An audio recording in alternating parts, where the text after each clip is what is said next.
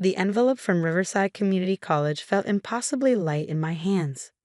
Inside was my acceptance letter to their nursing program, not Stanford's medical school where I'd been accepted 3 months ago. But it was something. A way forward. A chance to still help people, even if it wasn't quite the dream I'd planned. "You don't have to do this," my brother Michael whispered from his hospital bed. "I'll figure something out. Maybe another clinical trial." I shook my head, forcing a smile. "It's done, Mikey. I already transferred the money this morning. All $287,000 of my college fund, carefully saved since I was born, meant to fund my medical school dreams, now redirected to pay for my brother's experimental cancer treatment, a treatment our parents had refused to help with, claiming they couldn't afford it. It's too risky, Dad had said, not meeting our eyes. The success rates are too low. We've already spent everything we can. He'll die without it." I'd screamed, waving the doctor's reports at them. "This is his last chance." "Then maybe it's God's will," Mom had whispered, crossing herself. "We have to accept." "No," I'd stood up, my hands shaking. "I don't accept that. Not when there's still a chance." That was 3 months ago. Now I sat in a hospital watching my little brother sleep, his body finally responding to the treatment I paid for. The treatment that had cost me my future, my parents' love, and any relationship with my family. The day I'd transferred the money, Dad had called me into his home office. The same office where he ran the family's successful construction company, where he taught me about business and responsibility since I was old enough to understand. "You're making a mistake," he'd said, his voice cold. "That money was for your education. For your future." "Michael's life is more important than my future," I'd replied. "And what about our family's reputation? Taking money meant for education and gambling it on an experimental treatment? What will people think?" I'd stared at him, unable to believe what I was hearing. "Who cares what people think? This is about saving your son. It's about responsibility," he thundered. "About respecting your parents' wishes. If you do this, if you throw away your future on this foolish gamble, don't expect any more support from us. No more allowance, no more car insurance, no more living at home. You'll be on your own." "Fine," I'd said, my voice surprisingly steady. "I'd rather be on my own than watch my brother die when I could have helped." Mom had cried, begged me to reconsider. "Think about your future, Deanna. Medical school has been your dream since you were 10. Watching my brother die has never been part of that dream," I'd responded, walking out of their house for what I thought would be the last time. Now 3 months later, I was working 2 jobs, waitressing and night shift at a convenience store, while taking prerequisites at community college. My tiny studio apartment barely fit a bed and desk, but it was mine. Paid for with honest work, just like everything else in my new life. The doctors were cautiously optimistic about Michael's progress. The experimental treatment was doing exactly what they'd hoped, shrinking tumors that had been declared inoperable. He even started talking about going back to college himself once he recovered. Our parents hadn't visited him once since I paid for the treatment. Their form of protest, I suppose. Or maybe they couldn't face the evidence that they'd been wrong. "Miss Anderson." A nurse poked her head into the room. "There's someone here to see you. Says he's your parents' business partner." I frowned. "Frank Davidson?" She nodded. "He's quite insistent." Frank had been Dad's partner in Anderson and Davidson Construction for 20 years. He'd been like an uncle to me and Michael growing up, always bringing us presents from his business trips, attending our school events when our parents were too busy. I found him pacing in the hospital waiting room, looking older and more troubled than I remembered. "Diana," he said, pulling me into a quick hug. "You look tired, kiddo." "Working 2 jobs will do that," I replied. "What brings you here, Uncle Frank?" He glanced around the waiting room, then pulled me into a quiet corner. "There's something you need to see. Something I've been struggling with since I found out what happened with Michael's treatment." He pulled out a thick folder from his briefcase. "These are financial records from the company, specifically from a special account your father set up 3 months ago."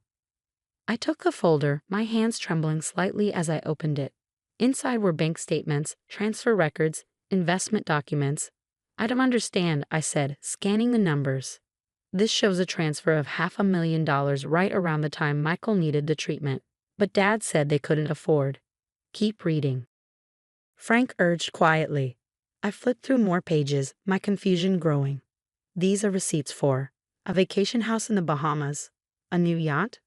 But how could they afford this if they couldn't help Michael? Frank's face was grim. There's more. Check the source of the funds. I turned to the original transfer document and felt my world tilt sideways. The money had come from a trust fund, my trust fund. Not my college fund that I'd donated to Michael's treatment, but a separate account I'd never known existed. Your grandmother left it to you, Frank explained softly. It was supposed to be given to you on your 25th birthday. Your parents were trustees, meant to manage it until then. But they used it to buy themselves luxury items while claiming they couldn't afford to save their own son. My voice cracked. How could they? That's not all, Frank said, pulling out another document. Look at the date they transferred the money. One day after you used your college fund for Michael's treatment. Almost like they were punishing me, I finished, feeling sick. They let me sacrifice my future, my dreams, when they had access to money that could have saved Michael without costing me anything. Frank nodded sagely. I've been trying to figure out how to tell you. It's not right, Deanna. What they did isn't just morally wrong, it's legally questionable. As trustees, they had a fiduciary duty. My phone buzzed, interrupting him. A text from my mother, coming to see Michael tomorrow. Please don't be there. We need family time with our son. Family time. After 3 months of ignoring him, of letting me work myself to exhaustion trying to build a new life while caring for my brother, they wanted family time. I looked at the documents in my hands, then at Frank's worried face. Uncle Frank, I said slowly, I'm going to need copies of everything. And maybe the name of a good lawyer. He reached into his briefcase again. Already got them right here, kiddo, and I know just the person you should talk to. I hugged the documents to my chest, thinking about all the nights I cried myself to sleep, believing I'd lost my family's love by defying their wishes to save my brother. All the times I doubted my decision while working double shifts on 3 hours of sleep.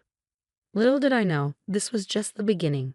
What I would discover about my parents' financial dealings over the next few days would shake our family and their precious reputation to its very foundation. The law office of Patricia Chen specialized in trust litigation. Her corner office overlooked the city skyline, but she barely seemed to notice the view as she reviewed the documents Frank had provided. This is quite something, she said finally, looking up at me. Your parents didn't just misappropriate your trust fund. They've been systematically moving money around for years, setting up shell companies, hiding assets. But why? I asked.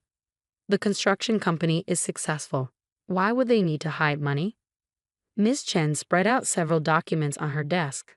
Look at these dates. The first irregular transfers began right after your grandmother passed away. She left significant assets to both you and your brother in trust, with your parents as trustees. My hands shook as I examined the papers. Michael has a trust fund too. Had, she corrected grimly. Your parents emptied it 2 years ago, right around the time his first symptoms appeared. They used a complex series of transfers to make it look like the money was being spent on legitimate medical expenses, but our forensic accountants traced it to personal purchases, vacation properties, luxury cars, private jet memberships. I felt sick. So when they said they couldn't afford his treatment, they had already spent his money on themselves. And when you stepped in with your college fund, they celebrated by spending your trust fund too. Can we prove all this? Ms. Chen's smile was sharp. Oh yes. Your Uncle Frank has been keeping very detailed records since he first noticed discrepancies in the company books. Plus, we have something even better. She pulled out one final document, an email chain between my parents and their private banker, dated the day after I paid for Michael's treatment. Need to move Dee's trust fund immediately. She's proven herself untrustworthy with money, choosing to waste her education fund on her brother's foolish medical gambles. We'll put the money to better use. Please advise on most discreet transfer methods. The banker's response was professional but clear. Strongly advise against this course of action. As trustees, you have a legal obligation. Please confirm you understand the potential consequences. My parents' reply, just do it. She's made her choice. Now she can live with it. They put it in writing, Ms. Chen said softly. Their intent to punish you for helping your brother by stealing your inheritance. In my 20 years of practice, I've rarely seen such a clear-cut case of breach of fiduciary duty. I stared at their words until they blurred through my tears. What do we do now? Now? She began gathering the documents. Now we prepare for tomorrow's family meeting, the one your parents don't know I'll be attending. The next day, I arrived at Michael's hospital room early. He was sitting up in bed, looking stronger than he had in months. "Are you sure about this?" he asked as I set up my laptop. "Once we do this, they need to face what they've done," I said firmly, "to both of us." Frank arrived next, carrying more files. Then Ms. Chen, elegant and imposing in her court attire. We were ready when our parents walked in. Mom stopped short at the sight of us all. "What is this?" We said we wanted family time. "Oh, this is definitely about family," I replied, turning my laptop to face them. "Specifically about how you've been stealing from your children." Dad's face darkened. "How dare you?" "No," I cut him off. "How dare you? How dare you steal Michael's trust fund, spend it on luxuries while he was dying? How dare you punish me for saving him by stealing my inheritance too?" "We did no such thing," Mom protested. "That money was—" "Right here," Frank interrupted, laying out bank statements. Every transfer documented. Every dollar tracked. "Would you like to explain the shell companies, the hidden accounts, the suspicious timing of certain luxury purchases?" Dad turned on him furiously. "You betrayed us. After 20 years? No, Robert, you betrayed your children. I'm just helping expose the truth." Ms. Chen stepped forward. "Mr. and Mrs. Anderson, I'm Patricia Chen, trust litigation attorney. We have clear evidence of breach of fiduciary duty, misappropriation of trust assets, and potentially criminal financial misconduct. Would you like to discuss this here or in court?" Mom sank into a chair, her face ashen. Dad looked like he might explode. "You ungrateful," he started, but Michael's voice cut through the tension. "Why?" My brother's question was simple but devastating. "Why did you steal my money and let me think I was going to die because treatment was too expensive? Why did you let Diana sacrifice everything to save me when you had the means to help? We were protecting you both." Mom burst out. "That experimental treatment, it was a risk. We didn't want you wasting your inheritance on something that might not work. So you spend it on a yacht instead?" I asked incredulously. "On vacation houses and private jets?" "We earned that money," Dad shouted. "All those years managing your trusts, dealing with investments. As trustees," Ms. Chen interrupted coldly, "you were legally and ethically bound to manage those funds for your children's benefit, not your own enrichment. Would you like to see the penalties for this level of breach?" She laid out another document, a draft lawsuit with potential damages that made even Dad's face go pale. "You have two options," she continued. "One, we take this to court. Every detail becomes public record. Your reputation, your business, your standing in the community, all destroyed. You'll likely face criminal charges for financial fraud. Or," Mom whispered, "or you sign these papers now. Return every penny taken from both trusts with interest. Transfer control to an independent trustee, and step down from any involvement in the construction company." "You can't do this," Dad protested weakly. "The company is my life's work." "The company has my name on it too," Frank reminded him, "and I have enough documentation of financial irregularities to trigger a full audit. Your choice, Robert." I watched my parents' perfect facade crumble as they realized the depth of their exposure. All their careful deceptions, their manipulations, their cruel power plays, all unraveling in a sterile hospital room while their son watched from his recovery bed. 3 hours later, they left in defeat, having signed everything Ms. Chen put in front of them. The empire they'd built on stolen trust funds and broken trust was over. "What happens now?" Michael asked into the heavy silence. "Now you focus on getting better," I told him.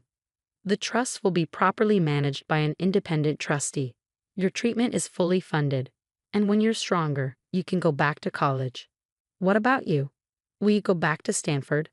I smiled, feeling truly light for the first time in months. "Actually, I've been thinking. This whole experience, it's shown me something about myself. About what really matters." I pulled out my Riverside Community College nursing acceptance letter. I still want to help people, but I think I can do that just as well as a nurse. And this way, I can start sooner, work while studying, really understand healthcare from the ground up. Michael reached for my hand. "You're amazing, you know that. You gave up everything to save me, and somehow you made it into something positive. Not everything, I corrected him. I gave up money and a specific path, but I gained clarity. Understanding of what real family means, not control and manipulation, but sacrifice and support. Frank cleared his throat. Speaking of support, the company board met this morning. We'd like to offer you a position, Diana, Special Projects Manager, focusing on our healthcare facility construction division. Your perspective as someone who's seen healthcare from the patient advocate side would be invaluable. I stared at him. But I don't have any construction experience. You have something better, he said firmly. Integrity. Compassion. The ability to see what really matters beyond dollar signs and status symbols. That's what we need as we rebuild the company's reputation. 1 year later, Michael is cancer-free and back in college. I'm halfway through my nursing program, working part-time with Frank's company to help design more patient-centered healthcare facilities. Our parents, well, they're living in a modest condo now, all their hidden assets returned to their rightful owners. Yesterday, I received an invitation to a charity gala, my first major public event as part of the company's new leadership team. The theme? Building Hope. Healthcare facilities for the future. I showed it to Michael during his weekly dinner visit to my small but comfortable new apartment. Going to be awkward, he noted. Mom and Dad will probably be there. Lots of their old society friends. Good, I said firmly. Let them see what real success looks like. Not yachts and vacation homes bought with stolen money, but honest work that actually helps people. He smiled. Think they'll ever understand what they did wrong? Maybe not, I admitted. But we do. And that's what matters. I pinned the invitation next to my nursing program acceptance letter. 2 pieces of paper that represented choosing integrity over ease, purpose over status, real family bonds over superficial appearances. Sometimes losing everything you thought you wanted helps you find what you really need. Sometimes the hardest betrayals lead to the clearest revelations. And sometimes standing up for what's right costs you a false family but builds you a stronger, truer one. Next week, I start my pediatric nursing rotation in the same hospital where Michael received his treatment. Life has a way of coming full circle, showing you that the paths you never planned can lead to exactly where you were meant to be. I may not be heading to Stanford Medical School anymore, but I'm building something better, a life based on truth, integrity, and real purpose. And no trust fund in the world is worth more than that.